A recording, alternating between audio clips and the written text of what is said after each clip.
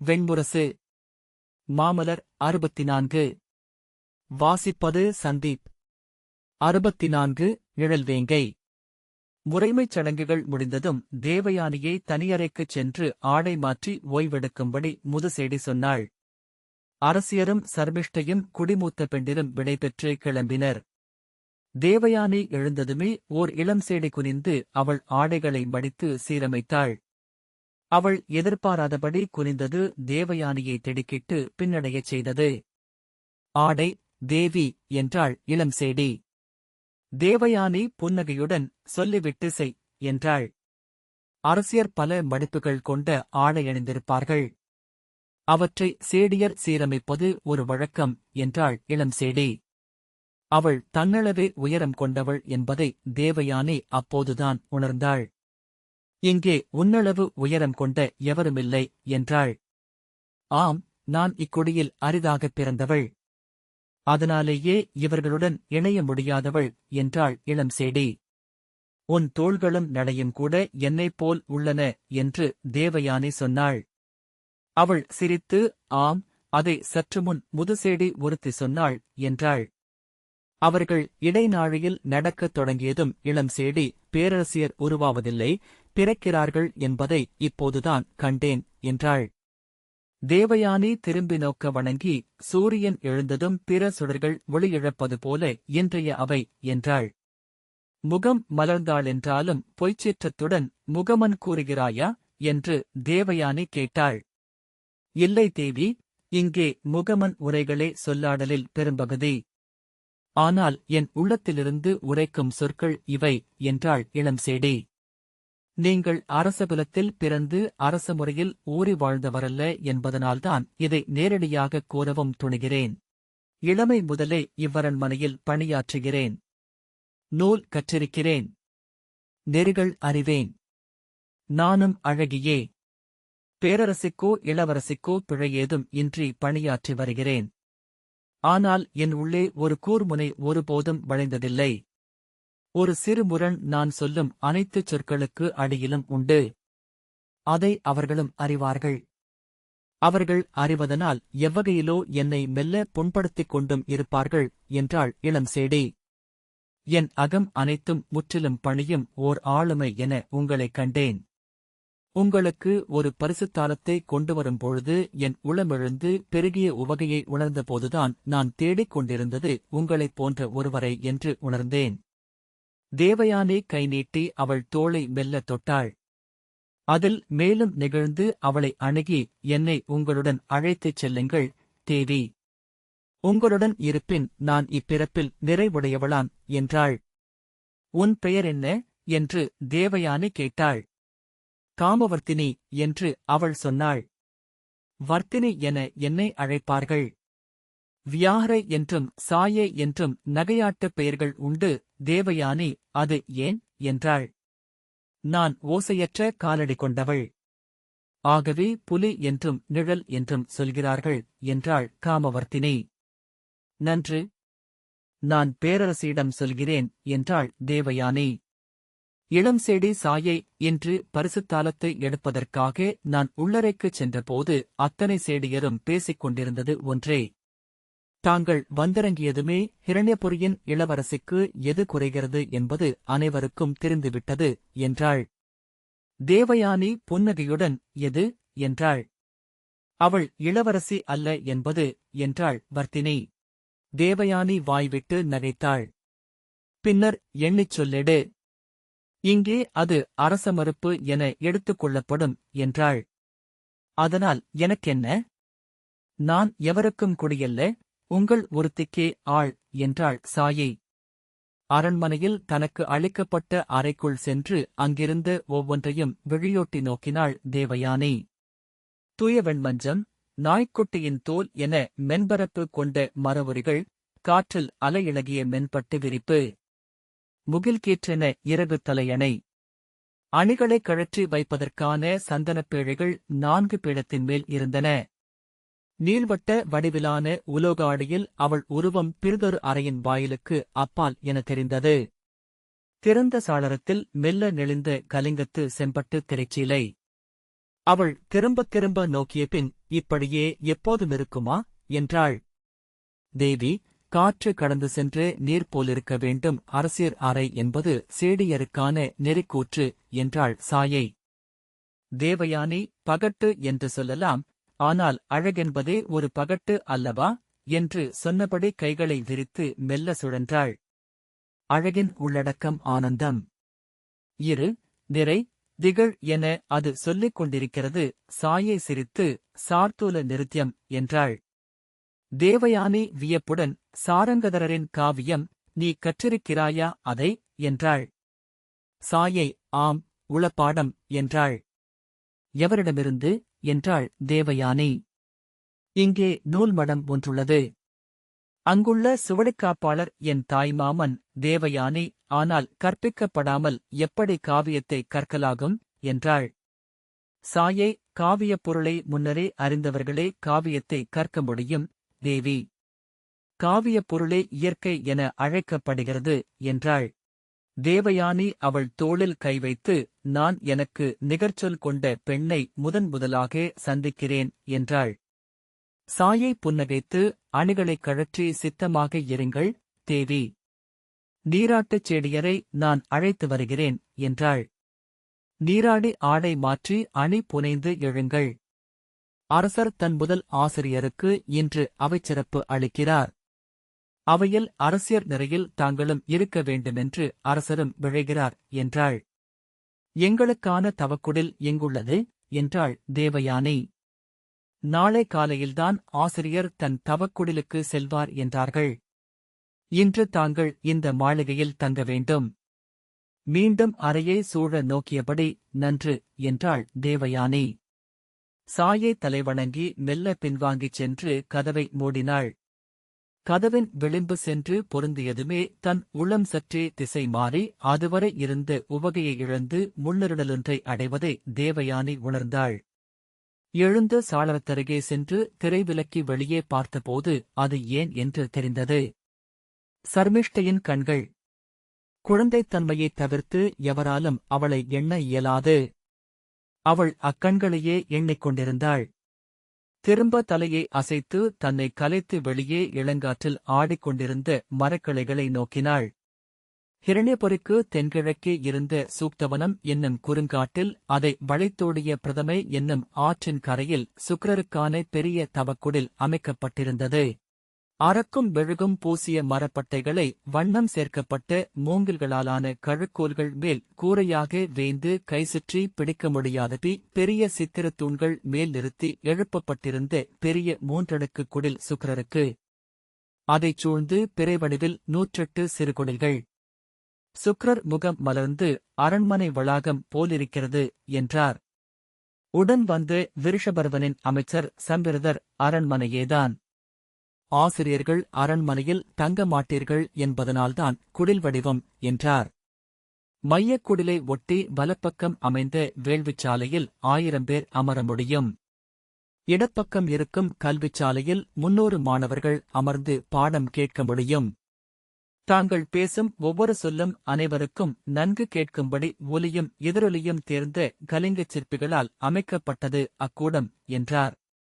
அவர்கள் உள்ளே நுழைந்தனர். குடில்களைக் கட்டிய கலிங்கச் சிற்பிகள் வந்து வணங்கி நின்றனர். தலைமைச் சிற்பி சிரத்தர் அவருடன் நடந்தபடி, இது தாங்கள் ஓய்வெடுப்பதற்கான இடம்.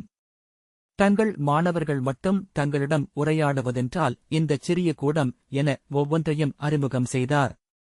இங்கே இனிய தென்றல் எழும் என்பதை நோக்கி இடம் தேர்ந்தோம். இருப்பினும் இந்த தூக்கி விசிறி மேலே அமைக்கப்பட்டுள்ளது.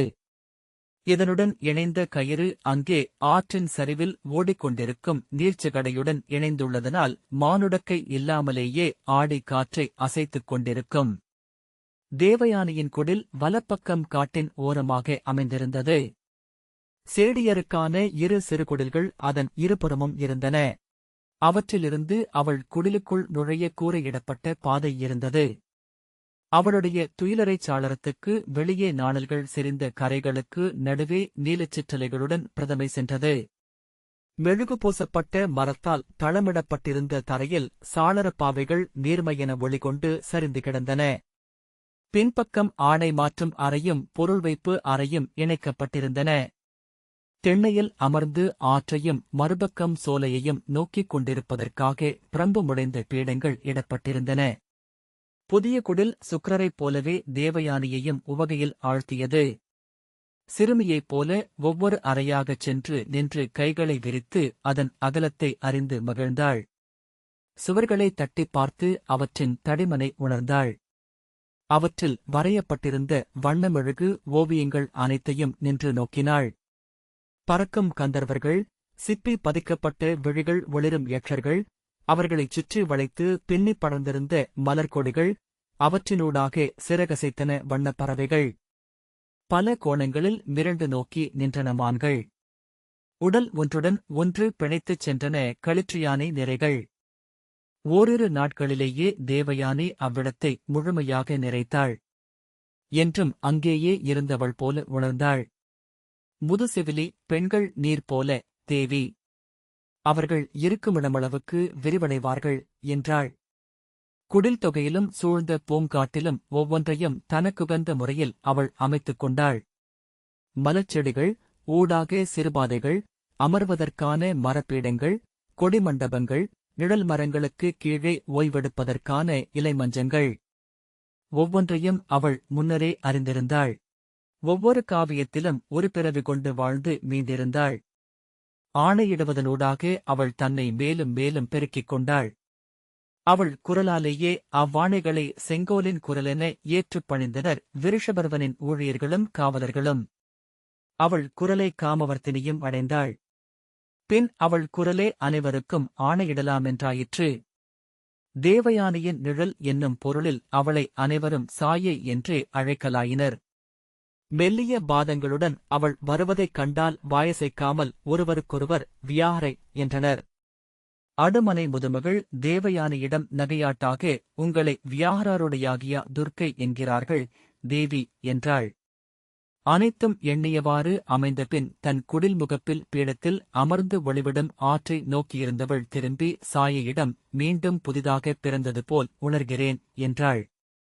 அவள் புன்னகைத்து, மெய்யாகவே மீண்டும் பிறந்திருக்கிறீர்கள், தேவி என்றாள். இங்கு ஓர் அரசி என உணர்கிறேன். எளிய குடில் வாழ்க்கையில் இருக்கையில் அதுவே நிறைவென்று தோன்றியது. மாளிகைக்கு வரும்போதுதான் நாம் இழந்ததென்னவென்று புரிகிறது. எளிமை என்பது அழகுக்கு எதிரானது என்றபின் விழிவிலக்கி சாளரத்தை நோக்கியபடி, எளிமை என்பது ஒளி. விழியற்றோர் அதை அறிய முடியாது. செல்வம் மலைகளைப் போல. விழிமூடி எவரும் அதை புறக்கணிக்க முடியாது என்றாள். அரசர்களுக்கன்றி எவருக்கும் மெய்யான செல்வம் இல்லை, தேவி என்றாள் சாயை. வணிகர்கள் செல்வம் ஈட்டலாம், செலவழிக்க இயலாது. அவர்கள் அதை வெளிப்படுத்துந்தோறும் இழக்க நேரும். தேவயானி, ஆம், நான் ஓர் அரசியாக வேண்டும். பேரரசியாக. எனக்குமேல் பிறிதொருவரை ஏற்க என்னால் இயலாது என்றாள். அங்கே அரண்மனையிலேயே அவ்வெண்ணம் வந்தது. இக்குடிலுக்குள் நுழைந்ததுமே அதை முடிவு செய்தேன். என் பிறவி நூலில் பாரதவர்ஷத்தின் பேரரசியாக ஆவேனென்று எழுதப்பட்டுள்ளது. இளமையிலேயே அதைக் கேட்டுத்தான் வளர்ந்தேன். பின்னர் அது வெறும் விழைவென்று எண்ணி ஒதுக்கினேன். இப்போது அறிகிறேன், நான் செல்ல வேண்டிய இலக்கு அதுவே. நான் தங்களை பிறிதொருத்தியாக பார்க்கவில்லை, தேவி என்றாள் சாயை. ஆகவே இன்று முதல் உங்களை நான் அரசி என்றே அழைக்கப் போகிறேன். கேட்பவர்களிடம் நீங்கள் எனக்கு பேரரசி என விளக்கம் அளிக்கிறேன். தேவயானி ஒளிகொண்ட பிரதமையை நோக்கிக் கொண்டிருந்தாள். ஐயமே இல்லை. நான் பாரதவர்ஷத்தின் பேரரசியாக அரியணை அமர்வேன். என் நகருக்கு நிகராக அமராவதியும் என் மாளிகைக்கு நிகராக இந்திரன் மாளிகையாகிய வைஜயந்தமும் அமையலாகாது என்றாள். ஆம் என்றாள் சாயை. ஆனால் இன்று பாரதவர்ஷத்தின் அரசர்கள் அனைவருமே தங்கள் மணிமுடிகளைக் கொண்டு வந்து விருஷபர்வரின் காலடியில் வைத்து பணிந்து மீள்பவர்களே. தேவயானி திரும்பி நோக்கி, அனைவருமா என்றாள். அனைவருமல்ல, பணியாத சிலர் உள்ளனர். தேவர்களுடனான போர் நிகழ்வதனால் அவர்களை வெல்ல இயலவில்லை என்கிறார்கள் அசுரர்களின் பாணர்கள். ஆனால் அவர்கள் க்ஷத்திரியர்கள் என்பதும் தலைமுறைகள் தோறும் வேள்வியளித்து தேவர்களை தங்கள் காவலர்களாக நிறுத்தியிருக்கிறார்கள் என்பதும்தான் உண்மை. தேவர்களை வெல்லாமல் அவர்களை ஹிரண்யபுரி வெல்ல முடியாது என்றாள் சாயை. யார் அவர்கள் என ஆர்வமற்றவள் போல விழிகளை ஆற்றின் ஒளியில் நட்டு இயல்பான அசைவால் நெற்றியில் சரிந்த குழல் கற்றையை ஒதுக்கியபடி தேவயானி கேட்டாள். சந்திரகுலத்து க்ஷத்திரியர்கள். குருநகரி அவர்களின் நாடு. அசுரர்களுக்கும் அவர்களுக்குமாக பாரத வருஷம் பகுக்கப்பட்டுள்ளது. நடுவே கங்கை எல்லையென நீர் பெருகியோடுகிறது என்றாள் சாயை. சந்திரகுலத்தின் கதைகளை பாடும் சந்திரவம்சம் என்னும் பெருங்காவியம் சக்கரதரரால் இயற்றப்பட்டது. நான் அதை முழுமையாகவே கற்றிருக்கிறேன். தேவயானி அவளை நோக்கி பாடு என்றாள். சந்திரனின் மைந்தன் புதன். புதன் மைந்தன் புரூரவஸ். புரூரவஸ் ஆயுசை பெற்றான். ஆயுசின் மைந்தன் நகுஷன் இந்திரனை வென்று அரியணை அமர்ந்து நகுஷேந்திரன் என்று புகழ் பெற்றான் என்று சாயை பாடத் தொடங்கினாள். நகுஷனின் மைந்தர் அறுவர். நகுஷனின் தனிமை யதி என்னும் மைந்தனாகப் பிறந்தது. அவன் துயரம் சம்யாதியாகியது. அவன் சினம் ஆயாதியாகியது. வஞ்சம் அயதியாகியது. விழைவு துருவனாக ஆகியது. அவன் கொண்ட காமம் யயாது எனும் மைந்தனாகியது. கணுக்களில் கூர்கொள்வதே முளையென மரத்திலெழுகிறது. அருக தந்தையரில் கூர்கொள்வதே மைந்தரென்று வருகிறது. மெல்லிய காலடிகளுடன் தன் படுக்கையறைக்குள் நுழைந்தவளை தேவயானி முன்பு அறிந்திருக்கவில்லை. எழுந்து அமர்ந்து யார் என்றாள். அவள் கண்கள் சற்று கலங்கியிருந்தன. ஆனால் அழகையல்ல, கடுஞ்சினம் எனத் தெரிந்தது. யார் என்று அவள் மீண்டும் கேட்டாள். அவள் நீள்மூச்சு விட்டபோது நெஞ்சு எழுந்தமைந்தது. எப்படி நீ உள்ளே வந்தாய் என்றாள் தேவயானி. நான் வேறு எங்கோ இருக்கிறேன் என்றாள். அந்த மறுமொழி முற்றிலும் பொருத்தமற்று இருந்தது. பிச்சியோ என அயுற்றாள். பகலா இரவா என்று தெரியவில்லை. மிக அப்பால் சாயையின் பேச்சொலி கேட்டுக் கொண்டிருந்தது. வருக என்று அவள் சொன்னாள். அவள் உதடுகள் அசைய ஒலி வேறெங்கோ இருந்து கேட்டது. எங்கே என அவள் அச்சத்துடன் கேட்டாள். வருக என்றாள் அவள் மீண்டும். அவள் அணிந்திருந்த ஆடைகள் அவளை அரசி எனக் காட்டின. எங்கே என்று கேட்டபடி தேவயானி எழுந்தாள். இங்கிருந்து நாம் செல்ல முடியாது, நம்மை பிறர் பார்த்து விடுவார்கள் என்று அவள் சொன்னதை கேளாதவளாக அப்பெண் நடந்தாள். அவள் கால்களின் சிலம்போசையை அவள் மிக அண்மையில் என காதுக்குள் கேட்டுக் கொண்டிருந்தாள். நீ யார் என்று அவளைத் தொடர்ந்தபடியே தேவயானி கேட்டாள். அவள் திரும்பி நோக்கவில்லை. முற்றத்தில் நின்றிருந்த அனைவருமே அவளை முன்னரே அறிந்திருந்தனர். அவர்கள் கடந்து செல்வதை அவர்கள் இயல்பாகவே நோக்கினர். அதற்குள் தேவயானி அது கனவு என உணர்ந்து கொண்டிருந்தாள். அவள் உள்ளே மஞ்சத்தில் படுத்துக் கொண்டிருப்பதையும் உணர்ந்தாள். அது கனவுதான் என்பது அவளுக்கு ஆறுதல் அளித்தது. எப்போது வேண்டுமென்றாலும் விழித்தெழ முடியும். கையை அசைத்தால் போதும். அவ்வெண்ணம் எழுந்ததுமே கையை அசைக்க முயன்றாள். கை மிகத் தொலைவில் எங்கோ கிடந்தது. உடலை பலமுறை சித்தத்தால் உந்தினாள். அவளால் அதைத் தொடவே முடியவில்லை. அவள் பிரதமையின் கரையை அடைந்து திரும்பி நோக்கி அவள் தொடர்ந்து வருகிறாளா என்று நோக்கினாள். அவள் நடைவரைவை கூட்டியதும் மேலும் நடந்தாள். இரு வளைவுகளுக்குப் பின் அவள் கண்ட 6 பல மடங்கு பெரிதாக கரைமரங்கள் செறிந்து வளைந்து நீரளாவும் கிளைகள் கொண்டிருக்க அலை இழகிச் சென்று கொண்டிருந்தது. அதில் வந்து சேர்ந்து ஒரு சிற்றோடையருகே திரும்பி முன்னால் சென்றவள் நடந்தாள். அவளைத் தொடர்ந்து சென்ற தேவயானி ஒரு நோக்கில் திகைத்து நின்றாள். முன்னால் சென்றவளின் முகம் தன்முகம் போலவே இருப்பது அப்போதுதான் அவளுக்குத் தெரிந்தது. ஓடை மேலும் மேலும் சிறியதாகியபடியே சென்றது. அவளை அழைத்துச் சென்றவள் அங்கே எவருக்காகவோ நின்றாள். ஓடையின் நீர் முற்றிலும் நிலைத்ததை தேவயானி அறிந்தாள். பாறை இடுக்குகள் வழியாக நுரையுடன் பீரிட்டு வந்த நீர் மெலிந்து வழிந்து நீர்த்தடம் வெண்ணிறமாக தெரிய ஓசை ஓய்ந்தொழிய தெரிந்தது. மரங்களுக்கு அப்பால் அவள் ஒருவனைக் கண்டாள். முதிரா இளைஞனாயினும் அவள் அதுவரை கண்டதிலேயே உயரமானவனாக இருந்தான். தலையில் கரிய குழல்களை மலைக்கொடியால் கட்டி முடிச்சிட்டிருந்தான்.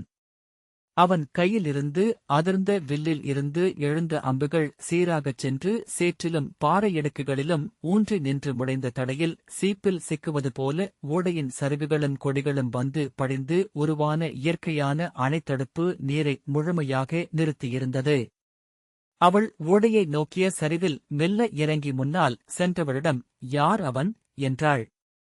"குருநகரியின் அரசன், அவன் பெயர் யயாதி" என்று அவள் சொன்னாள். அவன் தோள்களும் புயங்களும் திரண்டு தசையிறுகித் தெரிந்தன. அவன் வில்லை வைத்துவிட்டு நெற்று வியர்வையை அம்பால் வழைத்து சொட்டிவிட்டு திரும்பினான். அவர்களை அவன் காணவில்லை. இலைத்தழைப்பு மறைத்த அவன் முகத்தை அவள் கண்டாள். திடுக்கிட்டு அலறியபடி பின்னடைந்தாள். அது கசன். அவள் உடல் நடுங்கிக் கொண்டிருந்தது. அது கனவு என்று உணர்வு சொன்னது. இக்கணமே நான் எண்ணினால் என்